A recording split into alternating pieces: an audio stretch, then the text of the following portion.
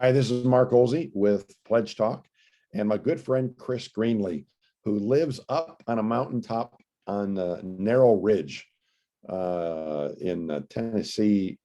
Chris, I don't know if they're seeing both of us on the screen at the same time or not, so say hi and give that little hello again. Oh, well, hello, everyone. Nice to be with you today. Chris has been a great friend for a number of years now, and a great fan of Pledge Talk and all we're doing. And I've learned a lot from him as he has from me. And I invited him on a call today to talk about how to create safety in relationships. We're in the third class, the third stop on the Pledge Talk journey. We call it the talk class. Talk stands for is an acronym for 4 different steps on that speak of principles you can use to help you think through how to present a concern and how to relate to others in a safe way. So it's a great time to have a conversation. I've introduced the idea in this course, Chris. You maybe have heard me talk about this idea of creating space for productive disharmony. Disharmony. And in that I talk about what if in our relationships we spoke about the inevitability of conflict? What if, in marriages and families and friendships, neighbors, so forth, we just say, hey, it's going to happen. So let's don't get all alarmed about it when it happens. It's going to happen. So that was part of my idea of, creating safety. Another one was to have this discussion about what's it like when you're in conflict. And what if we all went around and talked about that and said, well, that's good to know, because I don't want to be a part of creating, making it difficult for you, and knowing that's your experience helps me to know how to, be different, perhaps, when we have conflict and so forth. And then a third point was, what if we all, as you've done many, many times, Chris, what if we all committed to each other that when we're in conflict, we're going to do all we can to do it well, and we're going to use a process like pledge. What if we did that ahead of time? I think that would, just those 3 things, talk about the inevitability of it, talk about what it's like for us, and then talk about a commitment that we're going to use pledge when we have conflict. I think that could create some safety in relationships. And so that's my jumping off point, Chris. To think through what else can we do, and maybe you want to comment on some of that, and then anything else that you would add to just the subject. How do we create safety in relationships, or conversations, and particularly when we have conflict and stuff? Well, thank you. It's such a pleasure to talk about this. I'm actually living it right now. I'm in the middle of probably the biggest conflict I've had in maybe 2 or 3 years. Wow. And it's just so timely for me. And I had to pause for like several days. And I actually have, we're going to be unpausing Thursday. I've got a scheduled meeting with several people involved in my life. So thanks for the opportunity. Secondly, I want to echo back those 3 things that you said are vital. And I think the best place to start. If we talk about Pledge Talk, talk about what it's like for us when we're in conflict, and the inevitability that we are going to have conflict, it creates so much safety. It's like having a plan before it happens. Then when the thing happens, you know what you're going to do. And so I think this is the perfect place to start. And I don't want to just like gloss over it, because making these conversations happen before conflict, I think is the most important thing.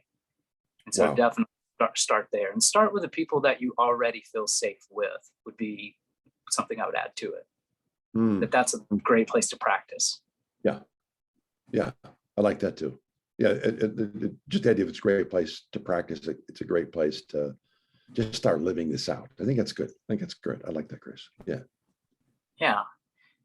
Before we get into some of the details here, I'd like to bring up a point that you might even disagree with, but I feel uncomfortable engaging in some sort of conflict with someone that I don't feel safe with. And so I just wanted to start out by saying, you don't have to have conflict with every person that you have a disagreement with. And depending on the person, depending on the subject matter, it's okay to just let some things go. I really try to only engage in conflict with relationships that I want to go deeper with.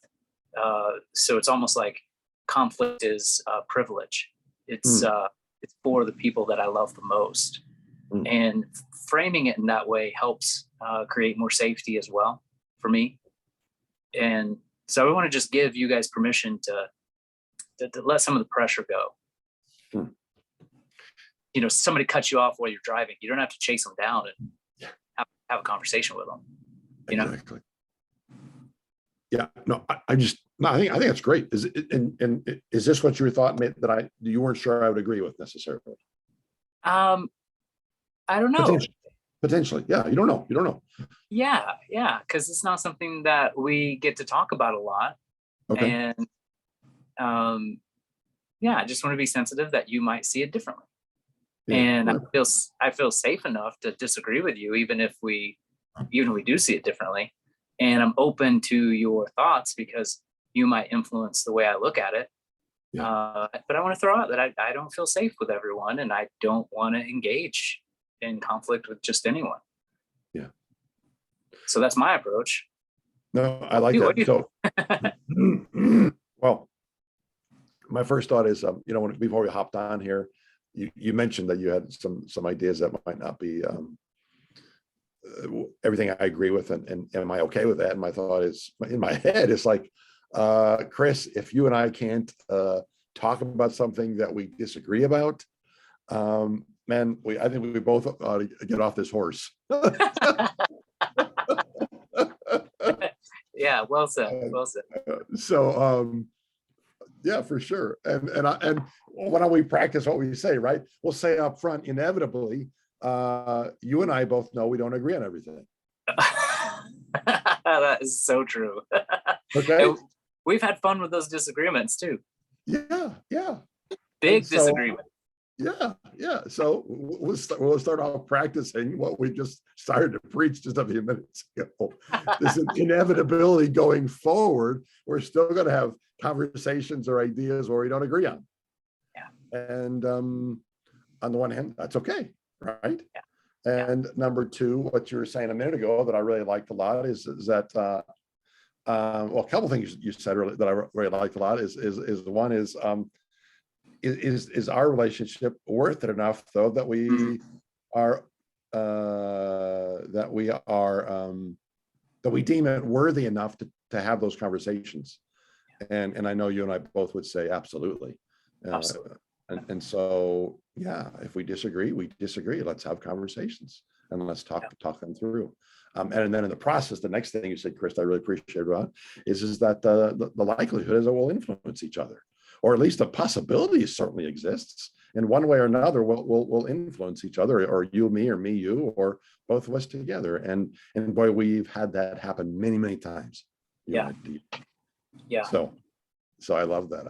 And so then getting back to your thought here, I'm actually like in total agreement. In your example of driving down the road, somebody cuts you off. It's perfect kind of example, because all of us would say, well, of course. I mean, there are people who chase them down, right? And out of road rage and do that, but that's not at all what I would recommend. You recommend, and so there's all kinds of various situations that we might encounter in life, and I think we have to make a decision. Is this a situation where I enter into where is a situation where there is a conflict, and do I enter into a dialogue, or I even invite a dialogue with this person, or not? Yeah. And I many times, probably way more times than not, I decide not to. Is one of the reasons you decide not to because you don't feel safe? That's a very good question. I'm sure that's, there was another answer that came to my mind, but I think there's probably two. I think that is the case. Probably there's a lack of a sense of safety. And second of all, the second one is just the realization is that I don't have to change everyone. I'm not out to change. I'm not out to change everyone and get everybody to figure out how to do life right. So much goes on around me that I mean, number one is I don't have all that energy and all that and so forth to do that, and I can't do that, and probably most of them I don't know or not. I don't know if they want it anyways. If they're coming to ask me, or I have the level of relationship that really matters, or if I feel prompted in my mind by God Himself to do something, yeah, that's different. But I don't go chasing everything down. Mark, I'm really glad you said that, because I think that flows into this next part. So let's say for our our friends that are listening here, if you feel safe with a certain relationship, or you proactively started talking about the inevitability of conflict and how you feel during it and how they feel, and you're establishing the safety, hey, we're gonna have it, and when we do, let's use this process. That provides some structure and it makes people feel safe. We kind of know what's coming next. You know, like I know when I'm talking that at the end of that, you're going to echo back, and then you're going to disarm. That feels that's safe. I know the process. And if we both know the process, that can add a lot of safety. But then after that, knowing that this particular relationship is worth it and you're going into it, I wanted to transition into what you can actually do to help create safety for the other person. And that's good. All good. Yeah. And I want to recommend that the setting matters. And I want you to consider not blindsiding people with these difficult conversations, but rather letting them know this is happening and scheduling a time and a place. You might have to get a place that's neutral, or a place that would feel safe. Like you wouldn't want to come to a meeting with 17 of your friends and come to their door and bang on the door and say, we've got something to talk about, you know, as like an extreme example. But like where you meet, whether it's in public or whether it's in private, making sure it's a place where you both feel safe and there's time to prepare for it. So you're kind of in the right mindset to have a difficult conversation. So I think the setting is something that I want to be considered. I think that's huge. Both the first thing you kind of mentioned in the sense is well, you've kind of alluded to the idea of timing, right? It's not that I don't want to just kind of blurt it out and say, hey, we're doing this now, kind of a thing. That in a very real way, that's just being incredibly insensitive. And incredibly demanding on my part, that because I think I have something to say, that I ought to be able to deal with it now. And so I think it's important setting wise that we think of the time and the place. I totally agree. I got examples in my mind floating through where I've done it poorly, and I learned the lesson of no, it's important to consider the time and then the place as well. Well, and I don't want to be tricked. I don't like when someone like, hey, let's hang out. And then we're hanging out and they switch gears all of a sudden and I'm in conflict. It's like, oh, the real reason you wanted was this. I personally would just rather somebody say, hey, I want to get together and talk about what happened last week. Yep. So that I'm prepared for it. I know what's coming. I think and that's I'll perfect. be ready. And if you think about it, it's almost like facilitating a pause. And it gives you both the chance to kind of shift your heart so that you come into it ready to listen and think about the relationship and all these wholesome things that we know. And then why not add that too, that, hey, as we kind of set up a time, just to do the reminder that, and as we do this, I want you to know I'll be using pledge, and can we agree to do that? Yeah. It's almost like you're setting some ground rules. Perfect. Yeah, I like that. I think that adds to the safety. Yeah. You know, your intentions are known. Yeah. So once you have like the setting and you got the kind of the meeting and now you're into it, you're there with someone and you kind of know what's going on, there's a skill called contrasting that we've talked about before. You introduced it to me, Mark, through the book Crucial Conversations. Mm. And I reread the chapter about safety this week for my own situation. And they had some really interesting things to say. One being that contrasting is a great way to start the meeting. And contrasting is where you just say what you don't want from that meeting and what you do want. So as an example, Mark, if you and I were engaging on politics, let's say, and I could say to you, what I don't want to happen in our conversation is for this to become my view versus your view. I don't want to argue or debate. What I'd rather do, what I really want, is to be on your side, and we can just objectively talk about these political things together and just like be curious. Like, hey, what do you think about this piece of data? What do you think about this article? And instead of it being divisive. So if I can say that up front, it helps create more safety, because you know now what I don't want to happen. Yeah. And then you know that I do want to connect through it. Yeah. And so contrasting is something that I think is a really good way to start off the meeting. So I think that's way cool. And in a real sense, that's another ground rule. You've kind of set a ground rule in the sense, again, with that also by saying, hey, by us doing this is what I don't want to see happen. This is what I do want to see happen. So maybe a ground rule, or maybe setting up kind of almost like a vision for what I hope to come out of for us to get out of this. This is what I don't want. This is what I do want. And in saying it with this one example, I think it's beautiful, because you can, again, just as you said, Chris, make it sound very safe. I don't want us to be arguing and fighting and saying it's my way, your way, and this kind of thing. No, I really don't. You matter to me. And this relationship matters to me. And what I really want to do is, in essence, say, hey, can we both share our different viewpoints, and can we learn from them? I mean, that's what I would love to learn from them. What a beautiful way to again, help create safety. I love that. That's awesome. And then you can ask the other person to contrast. Hey, what is it that you don't want to happen? What do you want out of this meeting? And then your intentions are known. Wow. So then. Yeah, perfect. And I'm sorry, I'm processing just a moment, because I got distracted slightly for a second. Then I got back in my head, and then I want to just realize, oh, my lens, yes. How good that would be, because you're handing off the microphone and you're giving them a chance now to add to even that part of the conversation, and inviting them to say, yeah, do you have thoughts on this too? Is there anything you don't want, you do want? Please share, so we can make this as safe as possible. Beautiful. Yeah, and that can help set boundaries that were invisible, and they become visible. Like, someone might say, yeah, I want to talk about this, but I don't want you to bring up my kids.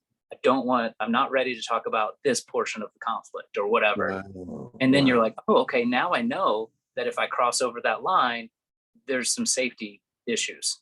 Yeah. Yeah. And so it allows you to have a little more control of what you can almost like avoid their triggers if this is done well.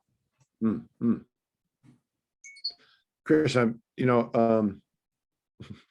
I need to get back to reading that chapter again myself, because I've forgotten the concept largely, but I love the way it gives us some parameters, even of, you call it boundaries. I'm just using the term parameters of what the discussion what I want it to involve and not want it to involve.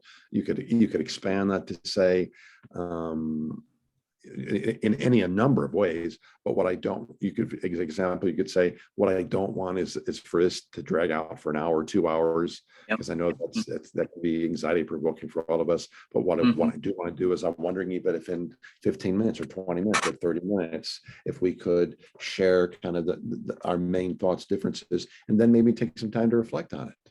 So again, there's all different ways I think you could contrast one or the other, and I think that's beautiful. Yeah. So now let's say you're into the conflict. Okay. And you've done the contrasting, you got the right setting, you've done all the prep work, and you're into it. There are 2 things from Crucial Conversations that they recommend that help keep safety. One, mutual purpose or finding common ground. Like, why are we talking here? What do we both want out of this? What is there a goal that we can pursue? Depending on the conflict, that could be any number of things. But finding common ground with them. Okay, we both want this. Now we can talk about how to get that. And then the second thing is mutual respect.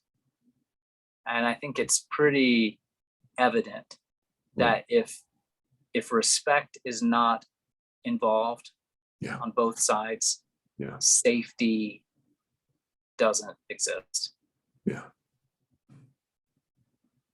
And so I think the real question is, how can you recognize that safety has left the room?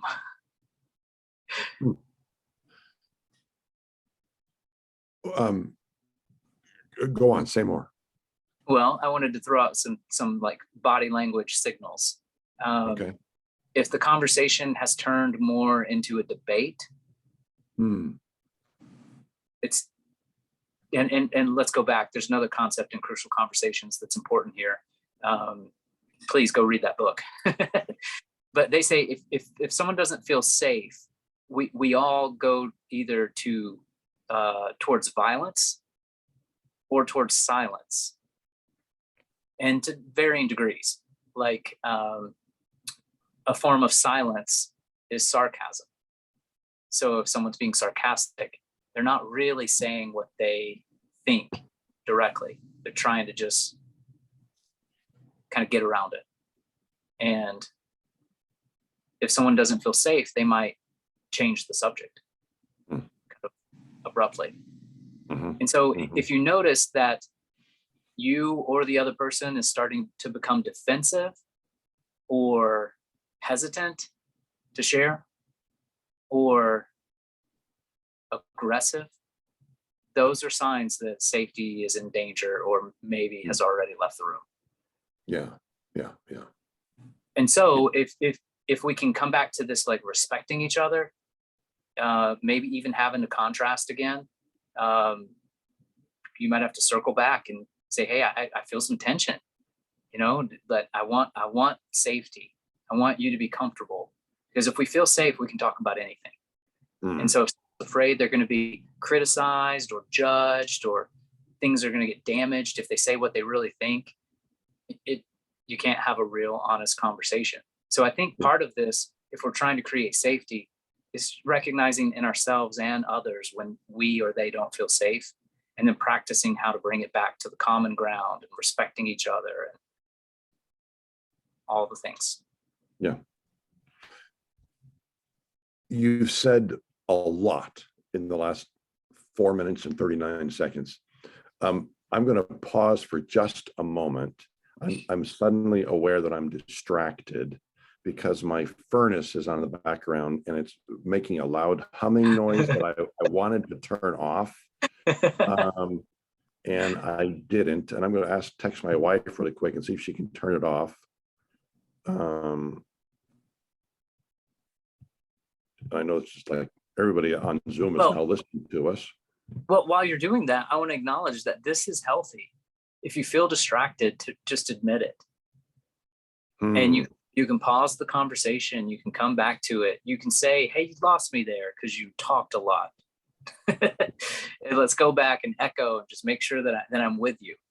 But all I'm saying is that when you're trying to make safety a part of the conversation, sometimes it starts out safe and then it becomes unsafe again.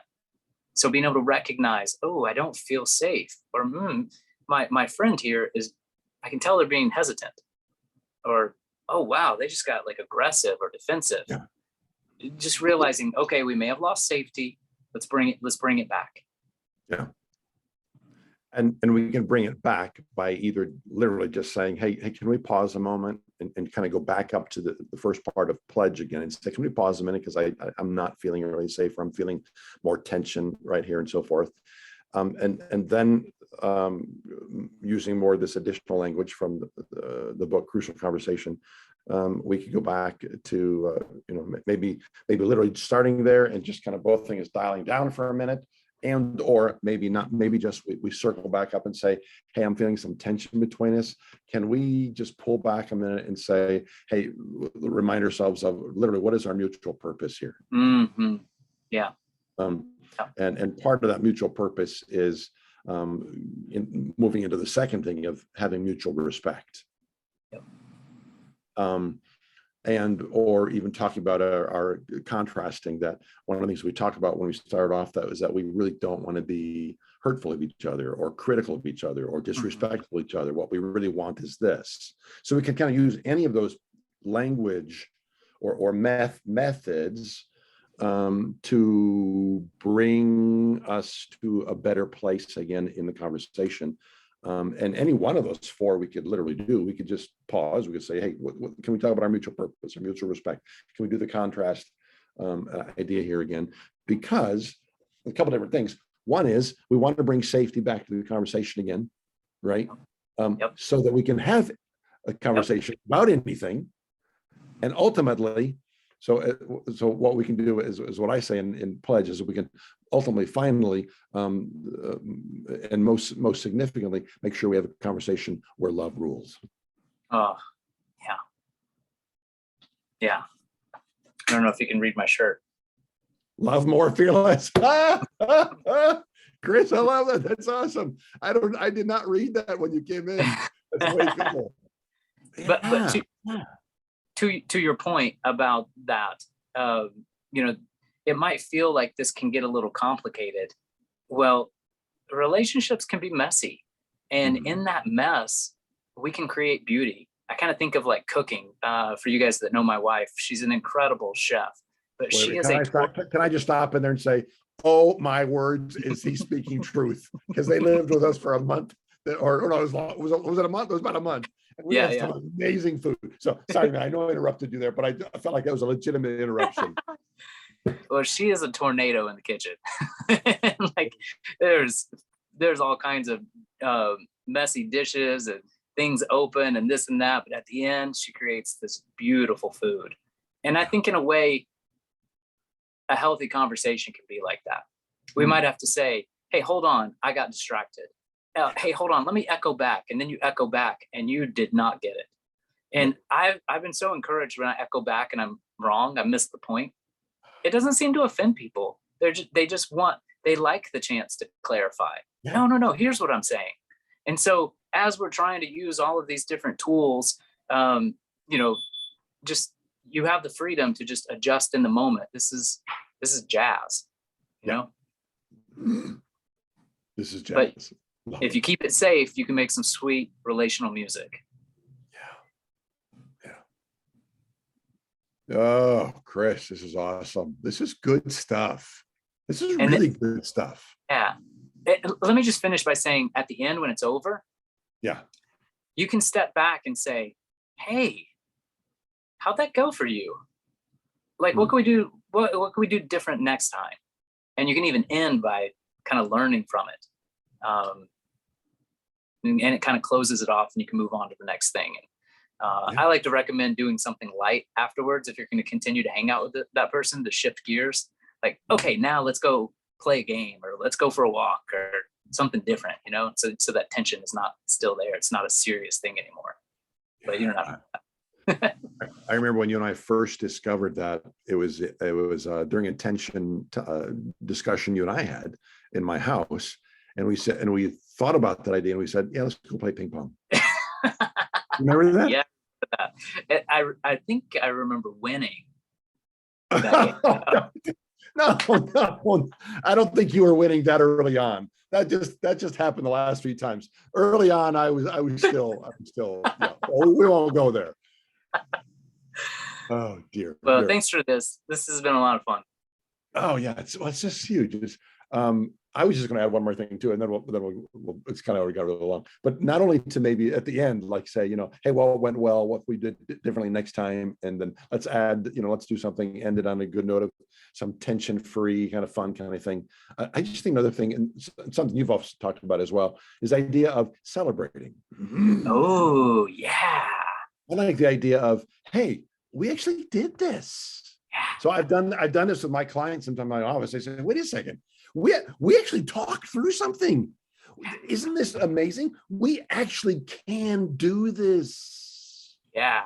I want to celebrate it and highlight it to give them hope to say going forward, yes, this is possible and doable. That's beautiful. Yeah, I love that. That's a great way to end. Celebrate.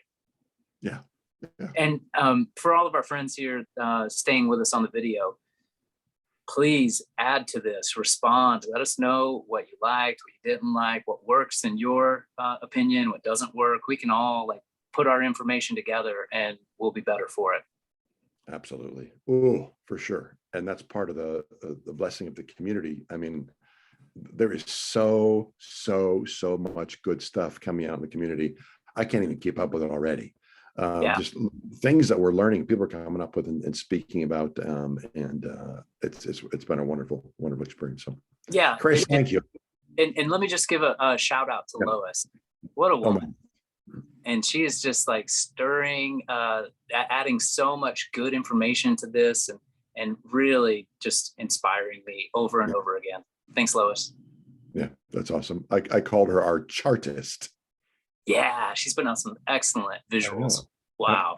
I love that word, chartist. And she is, I don't know how she even does it, but she puts amazing charts together of things that we talk about. She'll put it into a chart, which is so helpful. Thank you. Oh yeah, this might become a chart. I had that thought just now, even I said that. Awesome. Chris, thank you. And this is wonderful, man. I just always love doing this with you. Me too, Mark. Thanks. Okay. Take care. I'm going to stop recording.